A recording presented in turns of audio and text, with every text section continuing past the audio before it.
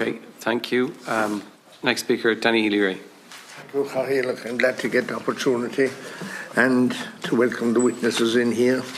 Thank you very much. I know you're all busy in your own areas for coming to us. I suppose Stormont, as has been said by Deputy Daly, it created a lot of trouble in Kerry, and as we have high areas that were affected with the snow and people couldn't get up there at all in places like Cordell and Glencairn, and those places were out of electricity for maybe a week to 10 days, which is too long. And we know government's policy about these new electric heating systems. There was 4 new houses in one kind of a field together. They didn't have water, they didn't have electricity, they didn't have anything, and no one could get up to them. There was more houses separately around the place, but this was one particular example of a family with 4 new houses. And they say the road was too dangerous for the engineer to let anyone up there to take the snow off of it or to spread grit in it. It was too high for that. I suppose my question in relation to the outages, I mean, can you see that happening again, that places like this, you've Brosna, you've Knockangoshel, you've Guinea-Gwilla, different high places that always get hit with snow and they seem to go out electricity. Is that going to continue or will things improve? The first thing to say maybe is that we have a big investment programme coming over the next 5 years just overall. The investment in the electricity network, not only for resilience but also for increasing capacity for things like houses, new business connections, for renewable connections, is going to more than double over the next 5 years, subject to regulatory approval.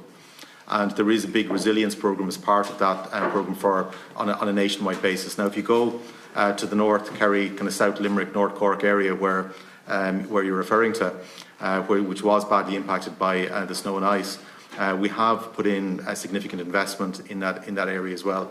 I think in the region of about 2 million of investment has gone into that of recent times. But I don't know, Brian, would you want to say a little bit more? But we are working on it. But I think just maybe one last comment before I pass it to Brian to say a little bit more on this is that we have an overhead line network, 160,000 kilometres of it. And it is at the vagaries of the weather. We do maintain it, we do work on it. I suppose I need to interrupt you because the sun clock is going down. In relation to trees falling on wires, can you eliminate that now? I mean, there should be no tree within falling distance of a wire or a road. I would like to hear the county manager his opinion on that, because we hear ads there in the paper of lives being lost because of drink driving, but lives have been lost by trees falling out on roads, and it's the same when someone is dead. It's immaterial then what happened to them or how but it's falling out on roads, and it's the same when someone is dead. It's immaterial then what happened to them or how but there's people being killed on our roads. Do you think that there should be all trees eliminated from the falling distance onto a road or onto a wire? Okay, ESB first and then maybe, yeah. Yeah, sorry, Deputy, yes, so we have, as part of the emergency winter programme that we started just after the storm, we have recruited and procured additional emergency timber cutters, and a part of that programme that they're doing is diseased and damaged falling trees within the range of the line. We've identified the network most affected by recent storms, and these are the areas they're working in. Okay. At the moment, they have identified something close to around 2,000 odd trees. We expect the number to be about 3,000 odd within the area of the line, but we're only cutting those with the agreement of the local communities and the local landowners. Okay, just the county managers. Thank you, Deputy. Look, as I said earlier on, the responsibility for maintenance of hedgerows and trees is the landowner's responsibility. We don't have the capacity or resources to do that. ESB mentioned around the lines. Can I use the opportunity maybe to address that issue I think that you were asking, and to come back to something, Senator, that I didn't answer for you, was the outsourcing piece that you mentioned.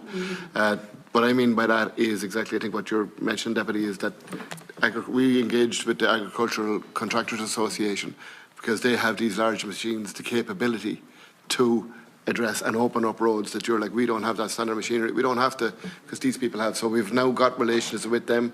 We deploy them in those areas in North Kerry, Limerick, Cork Tip, because I contacted the national, went to the local reps to get the machinery out. They're trained, they have them, they're trained and they're skilled in it. And we have those arrangements. And similarly with the forestry contractors in relation to large-scale tree removal and removal of trees.